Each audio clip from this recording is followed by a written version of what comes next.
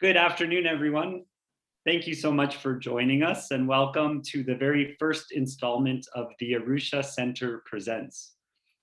We are hoping to make this a semi-regular series, bringing together a variety of experts and speakers on issues ranging from mental health, food security, local economy, community development, and a variety of skills.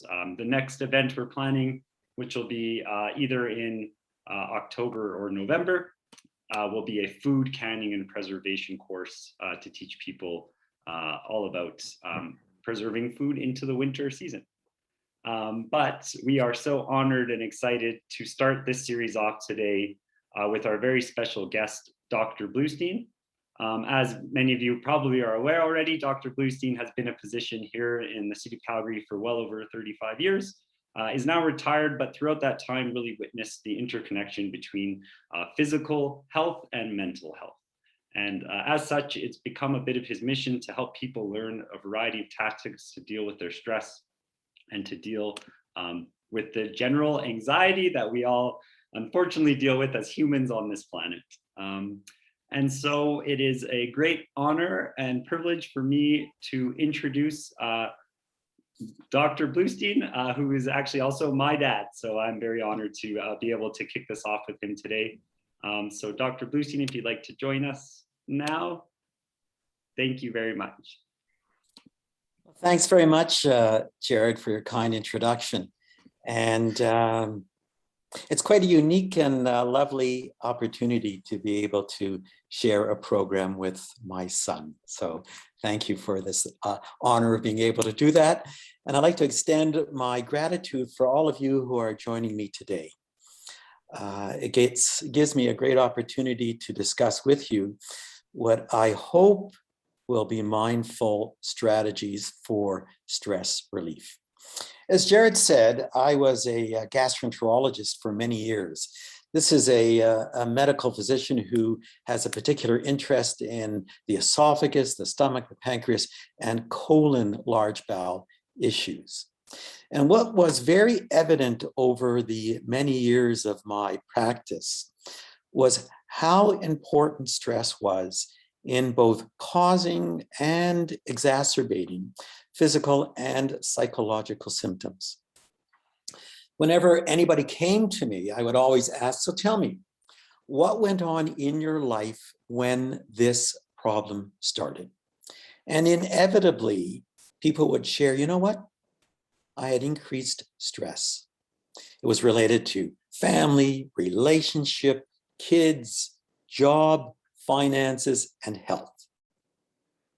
Stress is a significant factor as it relates to your well-being.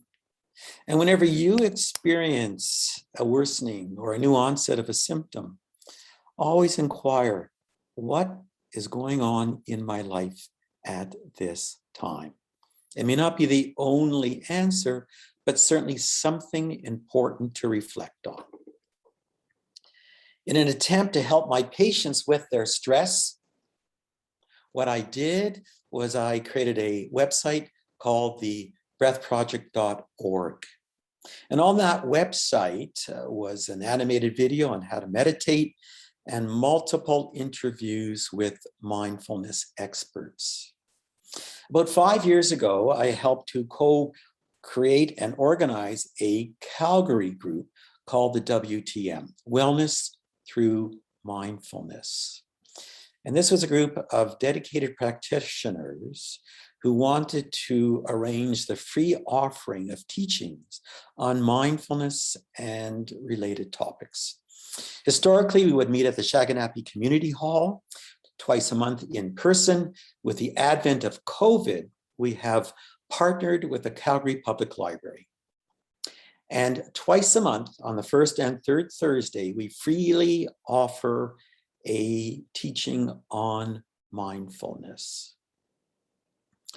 I would invite you to go to our website, wtm.thebreathproject.org, and those are both quoted in the chat, to learn about what our upcoming offerings are and to see previous recordings of talks and guided meditations.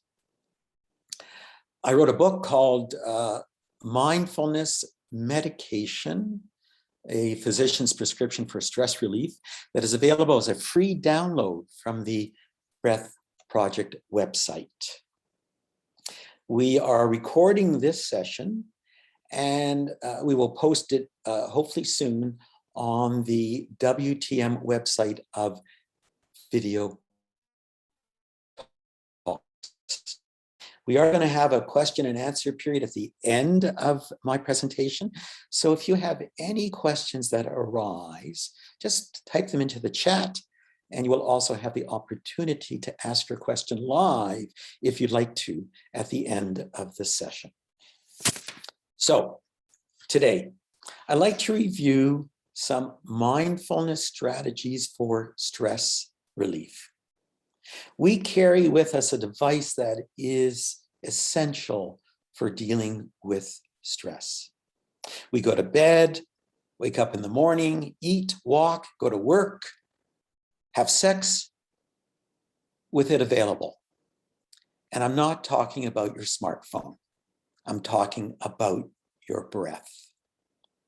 The breath is the single effective, accessible, practical tool that you have that is always available for stress relief. There are multiple types of breath control that are available now. But what I'd like to do today is to focus on what I believe is the basic foundation of how to use your breath. And I call this the ABCDE of breathing. We have 20,000 breaths a day. And how many of those are you aware of? Our breath is under what we call dual control. It happens spontaneously, and we have the capacity to consciously control our breath. And thank goodness we have spontaneous breathing, or we would all have forgotten to breathe and have been dead by now. So I would invite you to sit up in your chair and close your eyes. And we'll start these exercises as a way to truly appreciate how to use the breath for stress relief. Can you bring awareness to your breath wherever you feel it most dominant in your body at this point? Is it your nose, the tip of the nostrils, your chest, your abdomen, or your whole body? Where do you feel the breath the most obvious for you?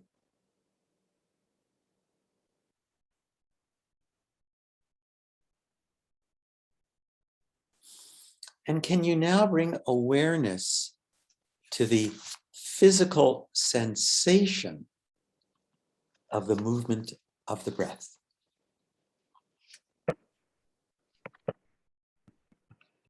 Is it short or long, smooth or irregular,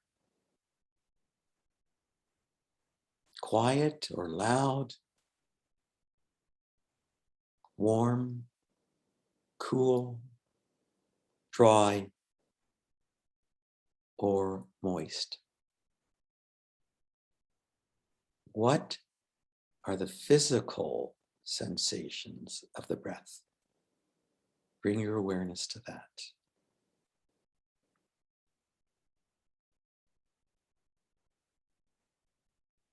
The breath is a physical expression of our thoughts and our feelings. They are all intimately interconnected.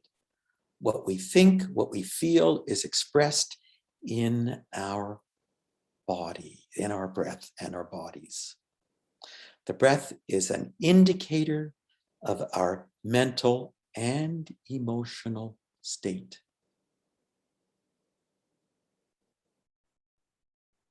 And do you breathe in through your nose or your mouth? And do you breathe out through your nose or your mouth.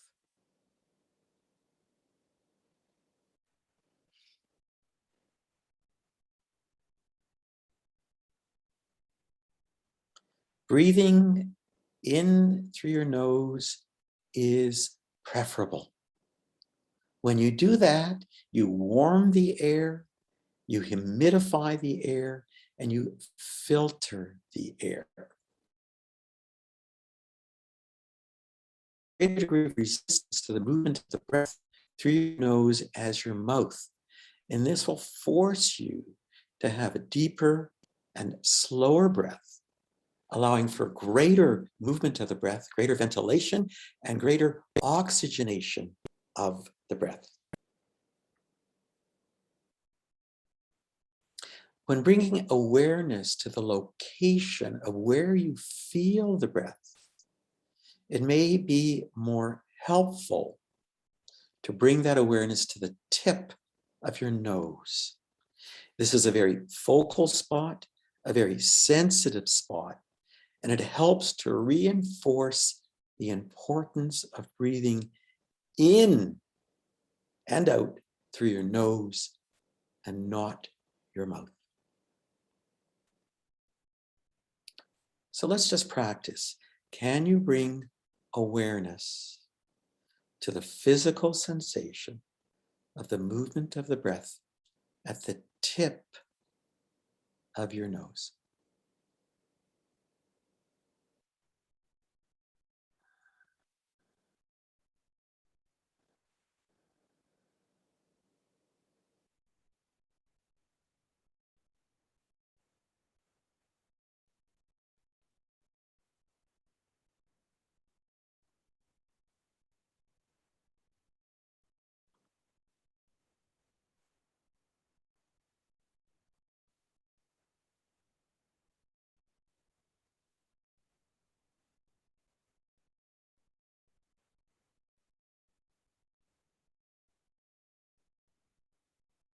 Next, can we breathe calmly? Can we consciously breathe in a way that our breath is now smooth, deep, regular, slow, and through your nose? So let's try and do that now in a conscious way, rather than following the breath as it spontaneously moves, bringing awareness to the tip of the nostrils as you consciously breathe in a calm fashion.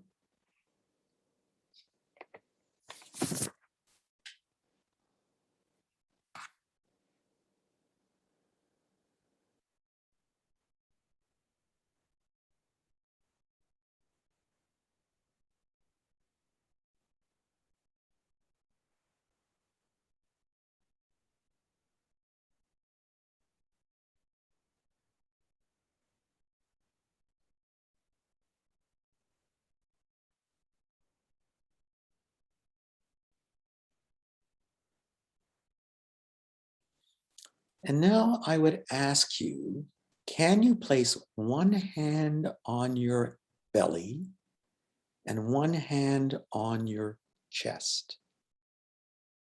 And when you breathe in, which hand rises?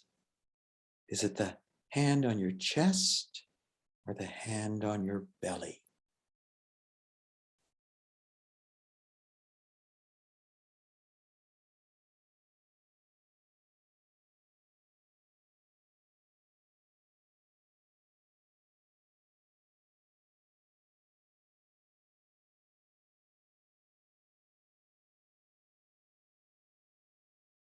So diaphragmatic or belly breathing is preferred.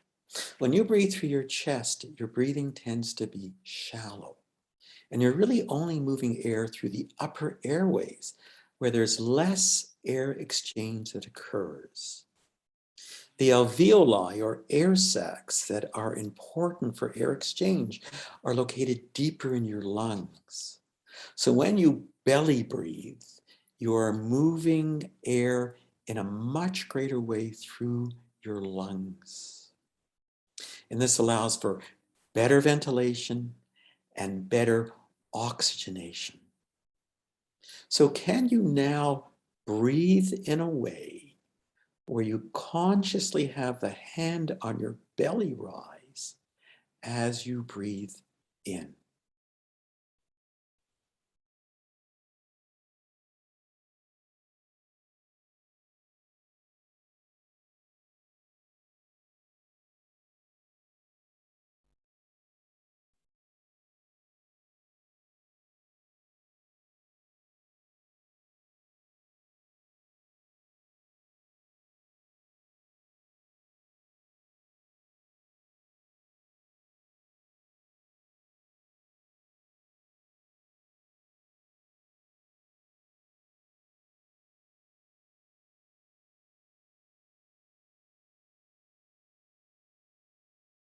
And now for the last component.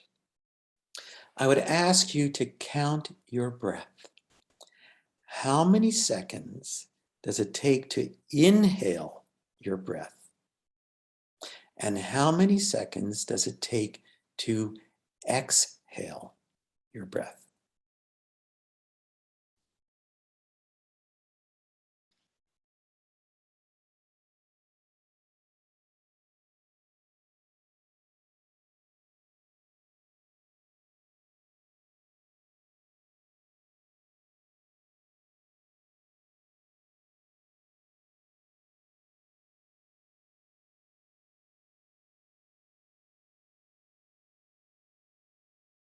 We have what's called an autonomic nervous system that's responsible for the control of certain organ functions in our body, our breathing, our heart, our digestive system.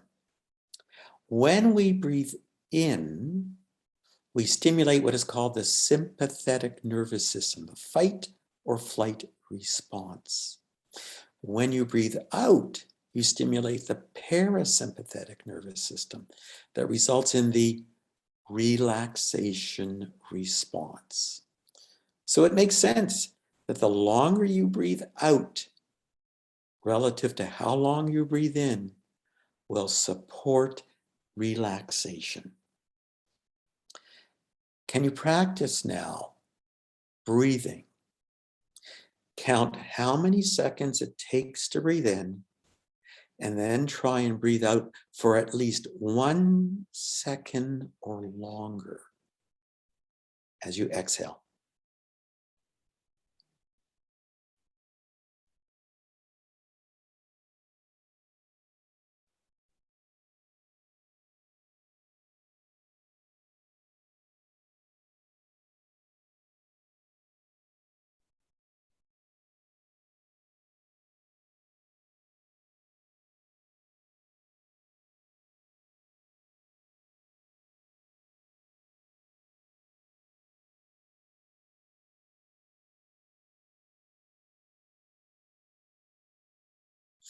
Ultimately, can we achieve what is called slow breathing? Our normal breathing rate is 10 to 15 breaths a minute. Slow breathing is 4 to 6 breaths a minute, which would mean that one breath is about 10 seconds.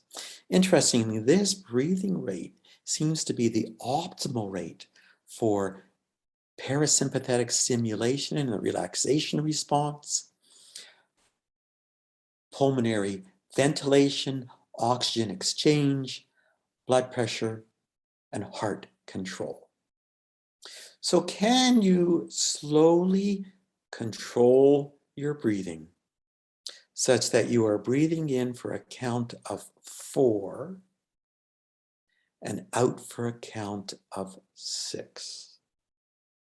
This may not come so easily in the beginning. It may require practice, but just slowly see what you can do now as you use your breath to count how long you breathe in, how long you breathe out, and can you slowly extend the exhalation so that you're breathing for a count of 6 out and a count of 4 in.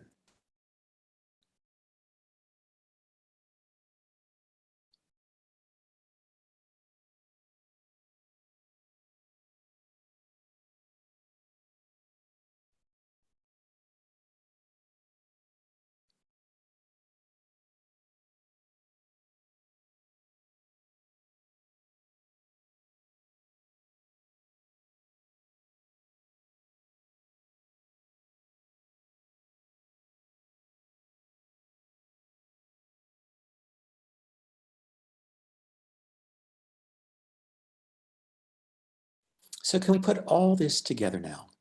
The A, B, C, D, E of breathing. Can we bring A, awareness,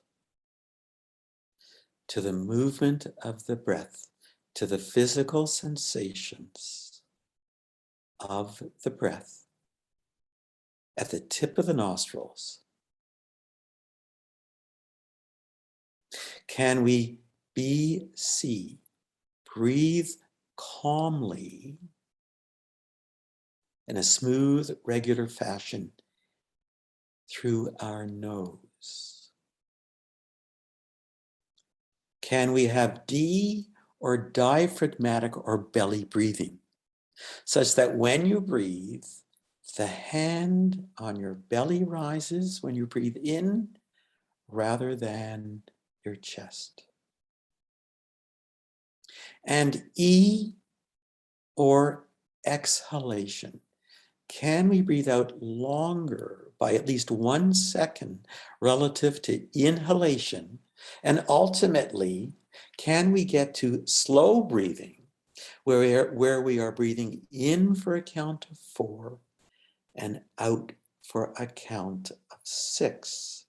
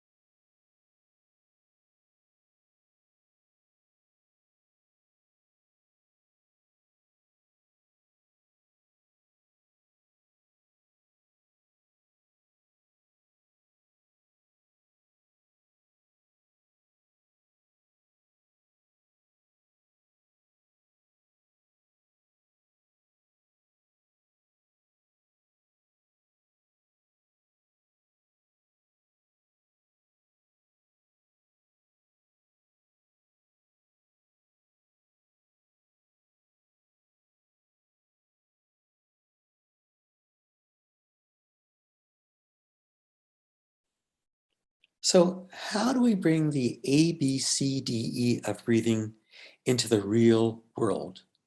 When you become suddenly stressed to a significant extent, you can now not talk your way out of being anxious. The only way you can communicate with this nervous system that is dysregulated is only through your breath and your body. So when you become suddenly stressed out, you need to go to your breath as a way of calming yourself down. Start to breathe in an A, B, C, D, E fashion. If you have enough time, keep breathing until everything has settled. If you don't have the time, try 5 breaths. If you don't have the time, take 1 breath in for a count of 4 and 1 count out for a count of 6. The breath is the most important tool you can use to settle, to ground yourself before you can use other tools to deal with your stress. It's always there, it's effective, it's practical, it's valuable, it's useful, and it's simple. And can you also use the breathing when you're not stressed? The more you breathe in a way that calms you down during the day, what you do is you decrease that background emotional reactivity that you have. So rather than going around all day long with the flames turned up, you have the capacity to turn the fire down to a simmer so that you are less emotionally reactive and more emotionally resilient. So, how do you remember to focus on your breath during the day? Well, you can use what are called cues. These that say, hey, what's going on with your breath right now? This can be either an alarm on your watch that's set to go off every certain time, a mindfulness app on your smartphone, a post-it note that you put on the computer or your phone or a mirror that says breathe, and what are called physical cues. A physical cue is an activity that you do during the day that is the trigger to remind you to stop, bring awareness to your breath, and breathe in an effective way. These cues could be before you eat, after you eat, before you go to the bathroom, after you go to the bathroom, after you get off the phone, when you get into the car, when you're at a stoplight, when you're in a line waiting. So whenever this physical cue comes up, it is the reminder, turn to your breath and breathe in an ABCDE fashion. It is a wonderful way to turn down that background activity that exists in your body, in your heart, and in your brain so that you are way more calm. And the ABCDE of breathing can also be a formal meditation practice that can be used to retrain the way you breathe in a more effective fashion. So that 5 minutes when you get up in the morning before you do anything, sit in a chair and breathe with the ABCDE of breathing. Over time, if you can slowly increase this to 10 to 15, 20, 25, 30 minutes, whatever works for you. But there is no question that consistency, that always coming to your breath, always using it as a way to stabilize you, will be very effective in both dealing with the acute times of stress and preventing the times when you are more likely to flare and have stress. So that's the breath. Think of your questions. You can put them into the chat or reserve them for when we get to the Q&A. We're now going to go on to the body and examine how we can use the body as a way to control our stress. As we previously said, when we get stressed out, we're not going to be able to talk our way out of it. Our brains go offline. And the only way you can communicate with your nervous system is your breath and your body. This probably reflects ancient biologic reptilian brain that we have that needs to work through our body for fight and flight and survival. When we connect with the breath and the body, we can only be in the present moment, only now. Unlike our thinking brain that is always remembering the past, planning for the future, but never here and now. And what we feel in our bodies is not just a physical sensation. It is an expression of our thoughts and our emotions. Thoughts, emotions, physical sensations are all intimately interconnected, each one expressed in the other. So when what we're feeling in our bodies is a messenger, it is telling us what is our current mental and emotional state. How are we psychologically present in this moment? So knowing what goes on in our body is a great cue to what's going on in all of us. When we were young, before we had language, before we could speak, when we were stressed, the only way that stress could be expressed was through our bodies. We all have a characteristic way in which we experience and feel our psychological and currently, today, when you are faced with a psychological threat, this triggers a historic memory of a similar threat that existed then. Our inner child wounding that we all have is expressed in our body. So when we're faced with this tension and stress in our body, we don't want to go there. We want to run away. We want to deny it. We want to push it away. We don't recognize that what we're feeling in our body is really that ancient story that we carry. And unfortunately, we can never escape from our history of trauma unless we have the capacity to allow that held physical trauma to move through us. There was a book written, Why Zebras Don't Get Ulcers. So the zebra is in the wild, chased by the lion, escapes. What's the first thing the zebra does? It shakes violently. And why it does that is to dispel all the trapped physical energy that it had as it needed to escape the tiger. Once it does that, it goes back to grazing, eating, everything is forgotten. Can you imagine if you were chased by a tiger and you escaped? What would you do? My God, I almost got caught by that tiger. I'm never going to go to that watering hole again. Who's going to take care of my zebra family? Oh my God, this is terrible. And then what do?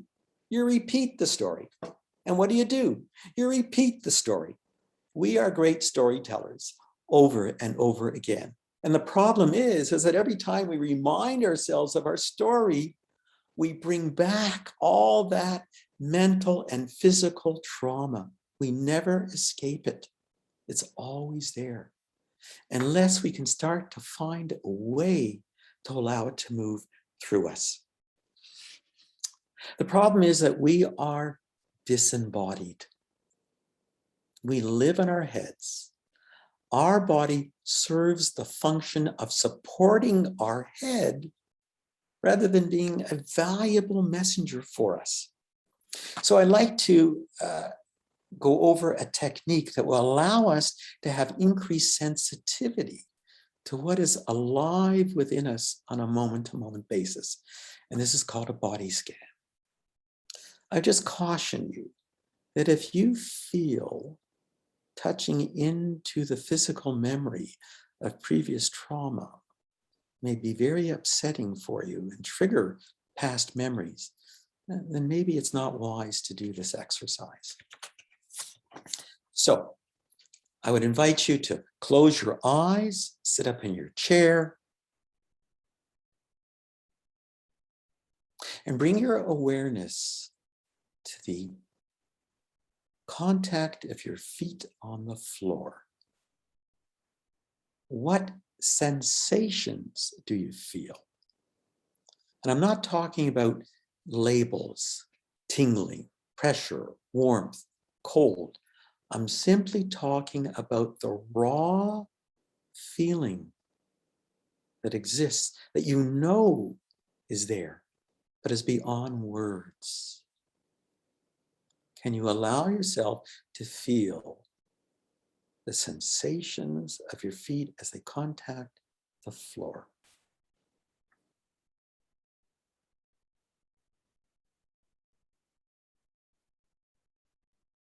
Next, can you bring awareness to the sensations that exist in your lower legs and your upper legs?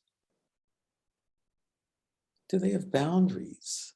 Or does it extend in sort of a indescribed, nondescript way out into the world?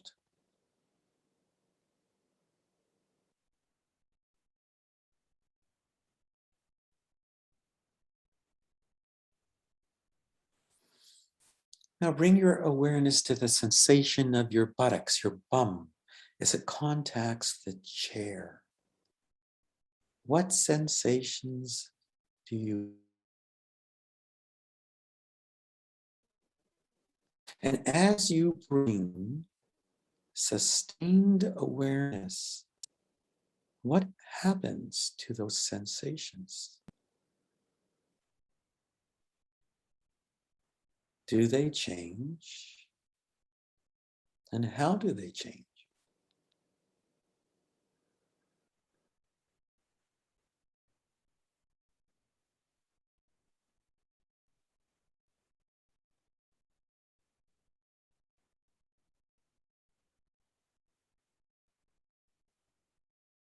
Most of our stress is carried physically in our head, our shoulders, and our torso. I would now ask you to bring awareness to your belly and your chest. What do you feel? Is there any fluttering sensation, contraction, held feeling, tightness?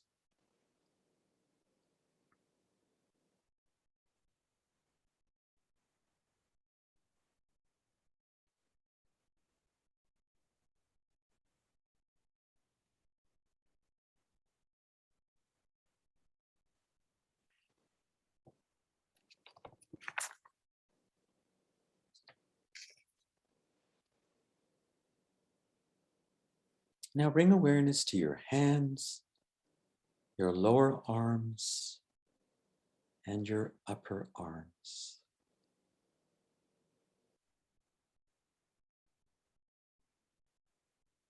When we are tense, we normally bring our shoulders up to our ears.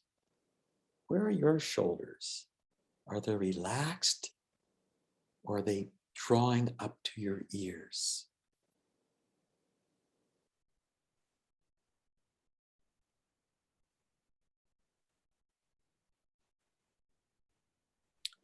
And when we are stressed, we often clench our jaw. What's your jaw like? You grind your teeth?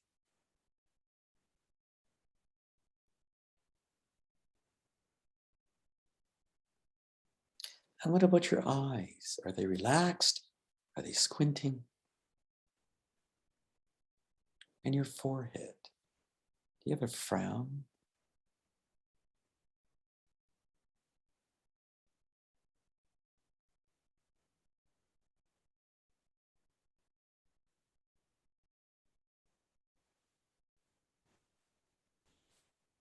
So, in this body scan, as you did it, was there any specific spot where you felt some held tension?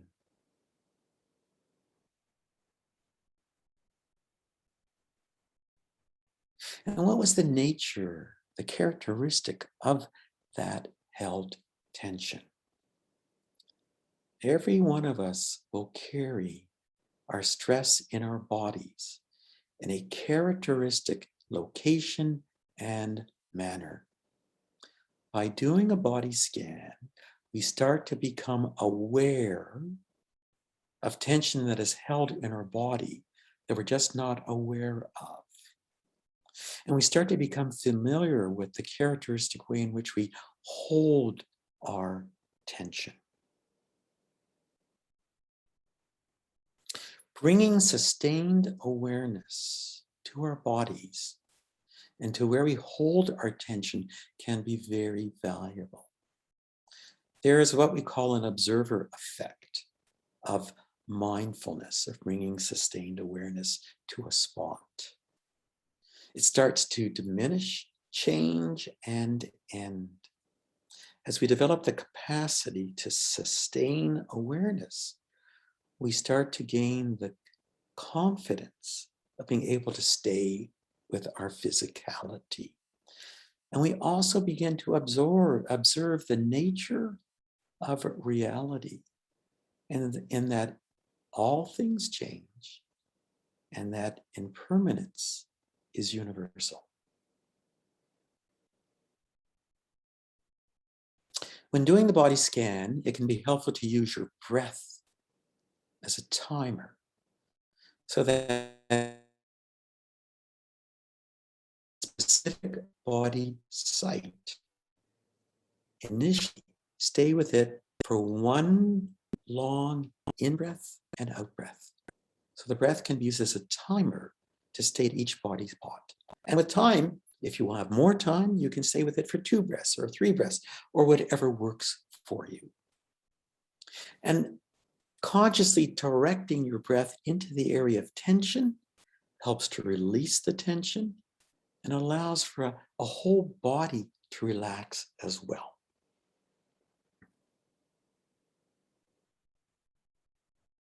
This body scan can be done as a formal meditation practice. When you get up in the morning, when you go to sleep at night, it's a wonderful way to start to develop awareness of what exists in your body and how you hold your tension in a characteristic way in order to release it. So how can we use body awareness when we are stressed? So I would say the first thing you do is quickly do a body scan. Just quickly bring your awareness to your feet, draw awareness up to the top of your head, and just identify, is there a spot that's being held in a contracted way? Then, knowing where the maximal spot of tension is, ground yourself initially in a neutral body part. The soles of your feet or your buttocks. These tend to be the most removed spots from the face and the torso where you hold your tension.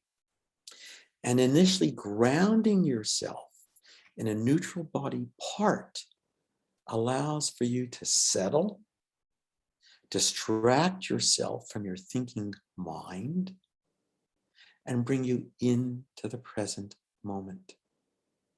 So find where the hot spot is, go to a neutral spot to ground.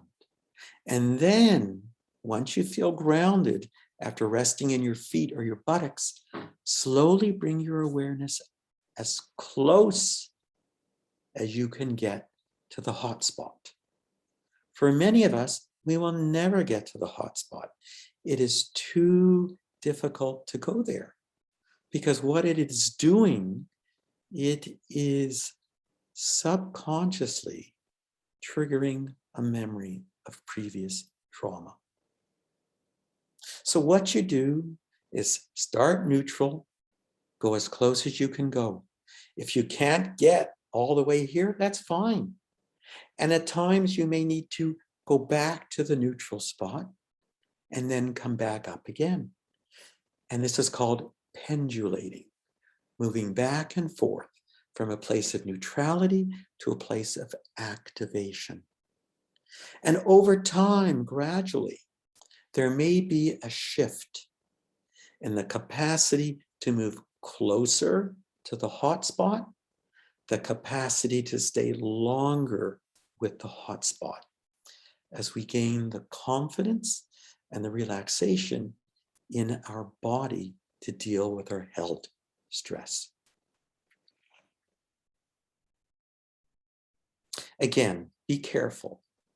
If you feel that going to the hot spot of your held tension may trigger memories that are too difficult to hold, then stay in the neutral spot or only move up this far, not this far. So how can we use the body when we are not stressed? as we said before, we carry this tension in our body all the time, but we're just not aware of it. The more often that you can bring awareness to your body and held tension and allow it to slowly move, we help to decrease that background state of fixed discomfort. It's as if we walk around all day with our body in a knot. And slowly what we're trying is to decrease the intensity of that knot and allow our hands, our bodies to unfold, to allow that trapped tension to move through us. So, just like the breath, we can use cues to remind us to bring awareness to our body. And whether it is alarms on our watch, apps on our phone, post-it notes, or physical cues, all of those can be reminders to bring attention to our body, to see if there is tension that we are just not conscious of. So when you do a body scan,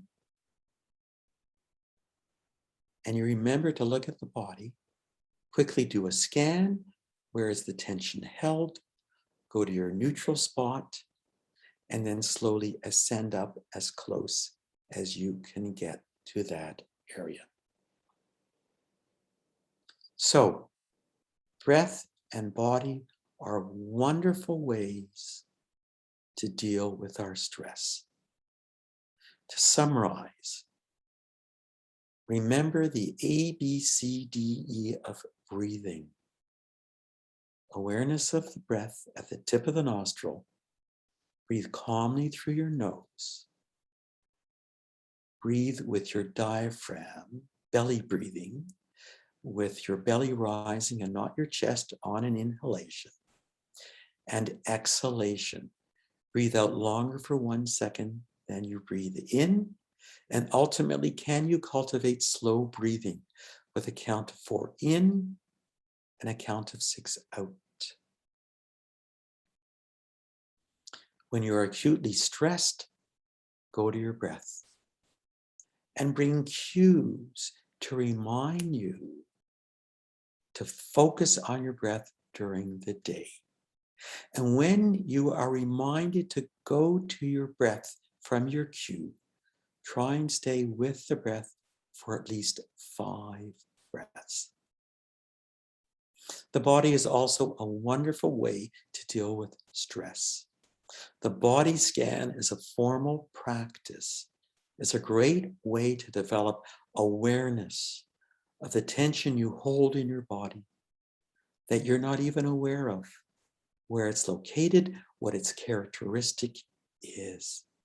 And as a formal practice, as a formal meditation practice, it can be very helpful. Because what you're doing is you're replacing the body. You're replacing the breath with the body as your anchor for awareness. And remember, when you bring awareness to the body, a quick scan, where is the tension held? Ground yourself in a neutral spot, and then come as close as you can to the hot spot. And at times, the need to pendulate, go back and go forth. So I'd like to thank you for your attention. And we're going to go to the question and answer part now that Jared will moderate. If you have any question, please enter it in the chat. Bear in mind, there is no such thing as a silly question, because I can assure you that someone else on Zoom is having the same question, but isn't willing to put it in the chat.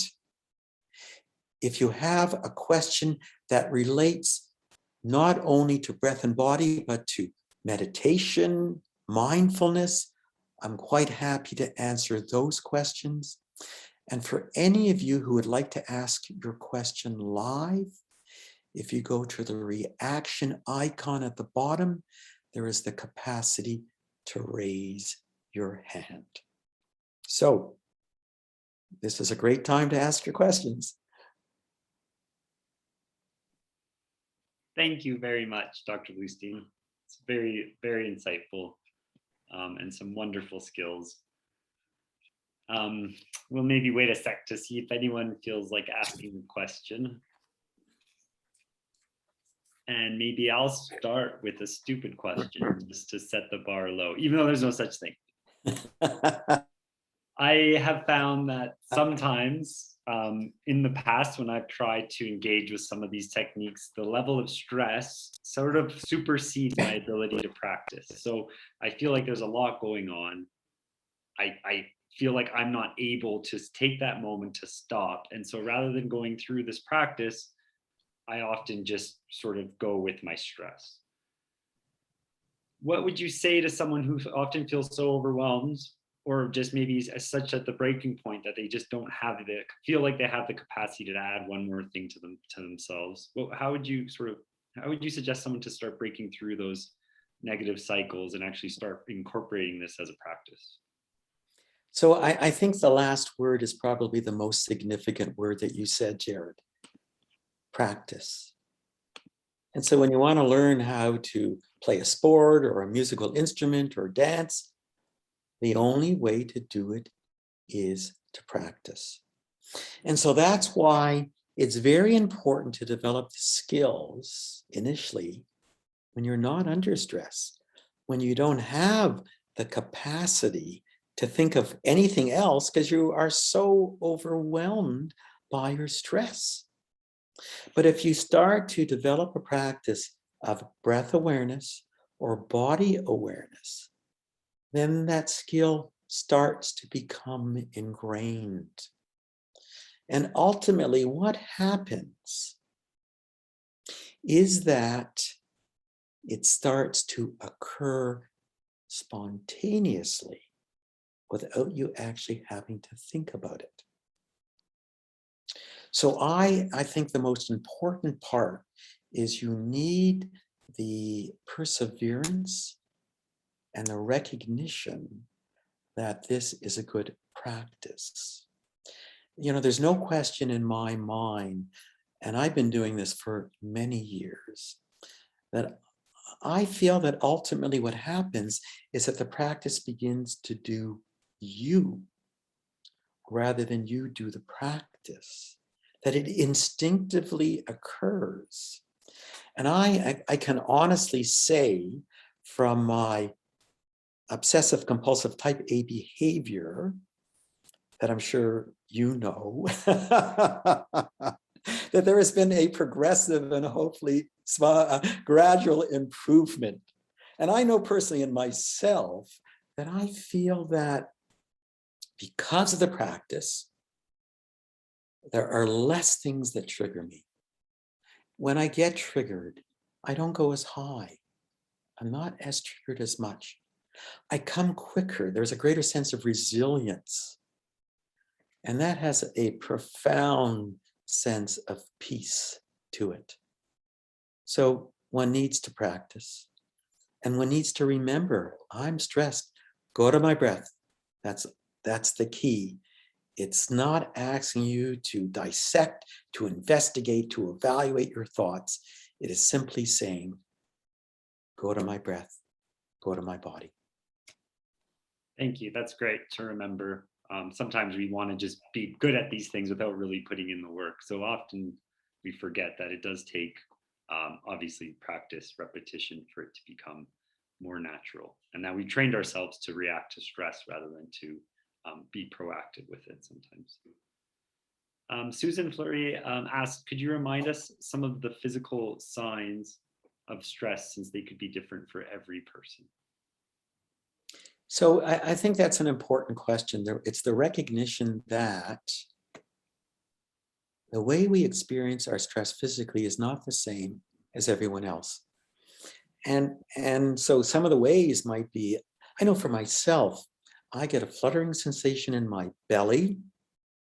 I never realized, but I actually clench my jaw.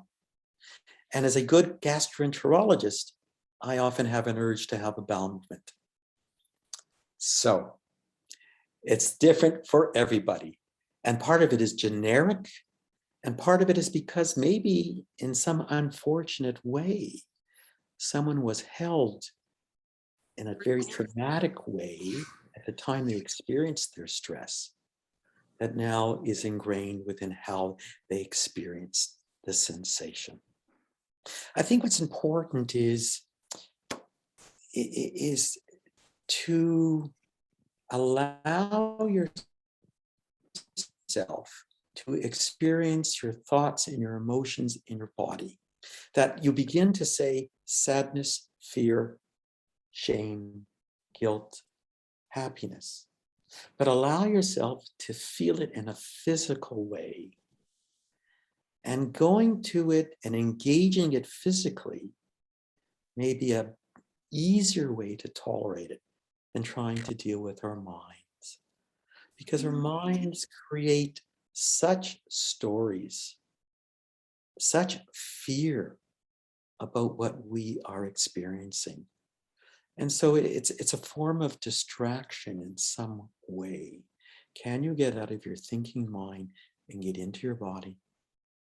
And I think that's really a very valuable way to sustain awareness and to ultimately allow that held trauma to move through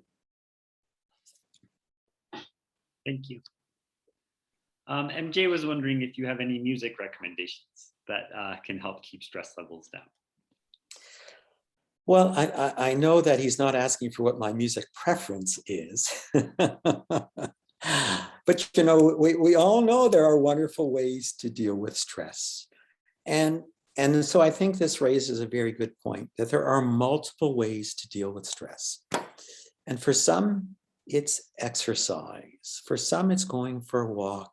For some, it's speaking to a friend. And for some, it is listening to music. And so I think that whatever you recognize is of value for you to deal with your stress, then that's valuable. And that is something that you should go to. Because what happens is that we get stressed and we need to find ways to decompress. And there is no one right answer. That what I might have shared with you today may not resonate, or maybe it does. But I think the key thing is to recognize is that we have a toolbox with multiple tools to deal with stress. And sometimes this works and it doesn't. And you pull something out and this works and it doesn't. I can remember I was driving back. It was a winter day. I'd just gone snowshoeing along the Spray Lakes Road. If everybody knows that road, it is the worst road. It's all gravel and it was a snowstorm and there are two grooves in the middle of the road that you had to stay on or you were off the road. And I was driving back, white knuckling it. And I was trying every single relaxation technique that I could use. Breathing, body awareness, everything. And not many of them worked for me, unfortunately. But I felt really good that I had all these tools to use until finally I got into a better highway. Maybe that's the ultimate tool. We need to get onto a better highway in our life. Question, Jared.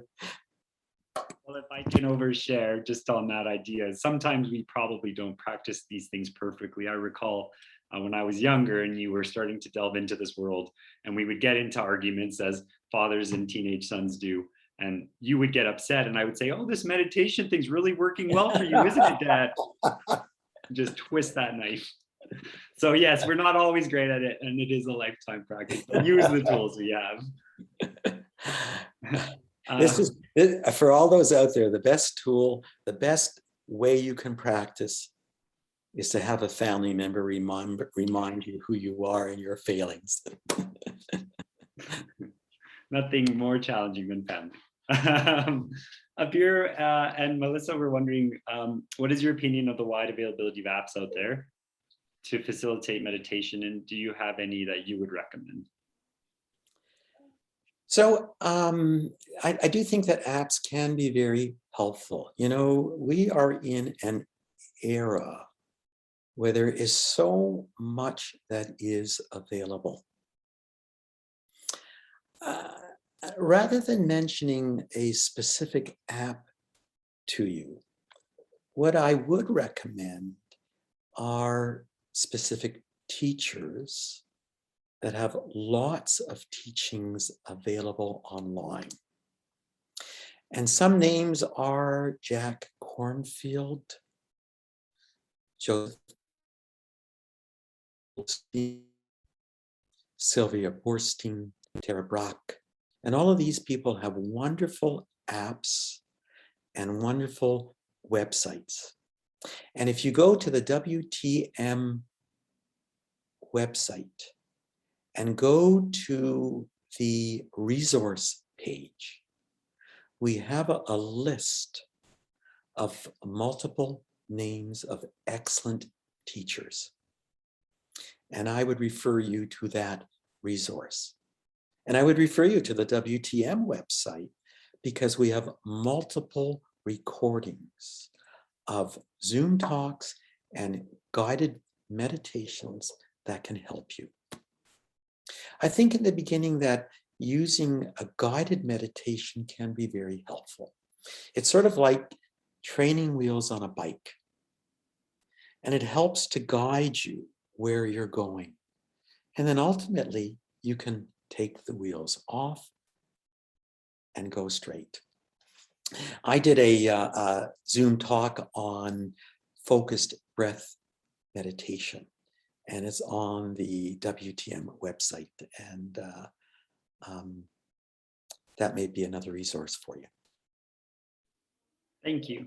And I've tried to synthesize some of the major pieces from your chat earlier today. So I'm putting that in the chat there if that worked, or I'll try it again in a minute. And I'll include those links once again to the WTM and the Breath Project.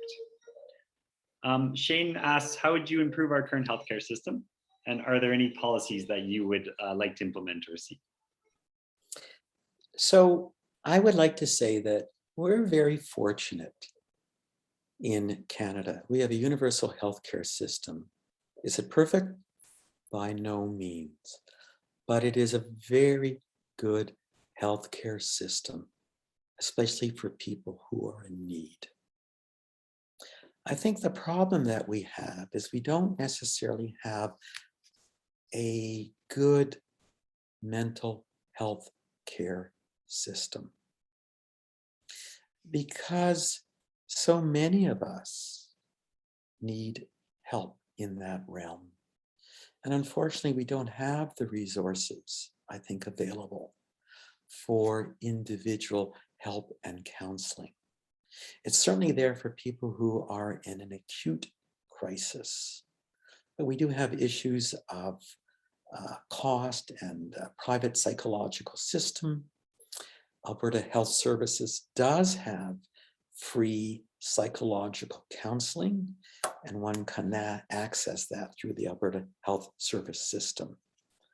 I personally feel that we need a greater emphasis on the underlying psychological factors that lead to physical symptoms and symptomatology. As I said, as a gastroenterologist, and I practiced for 39 years, and this was consistent from day one to the last day of my practice, stress was the most critical factor, I believe, in causing physical and psychological symptoms.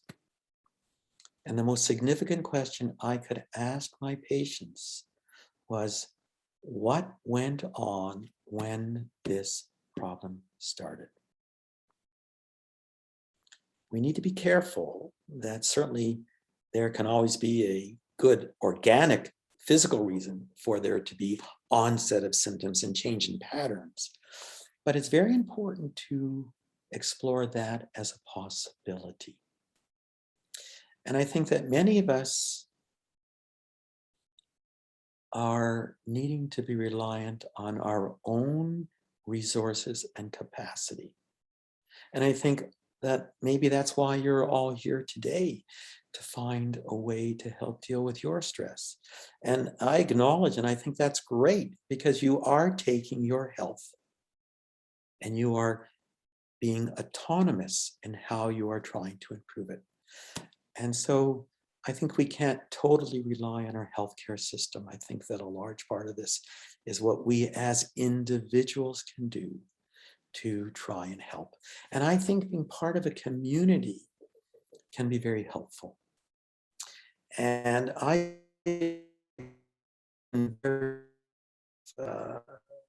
Buddhism, not as a religious practice, which I don't believe it is, but as a psychological practice to help with our mental health.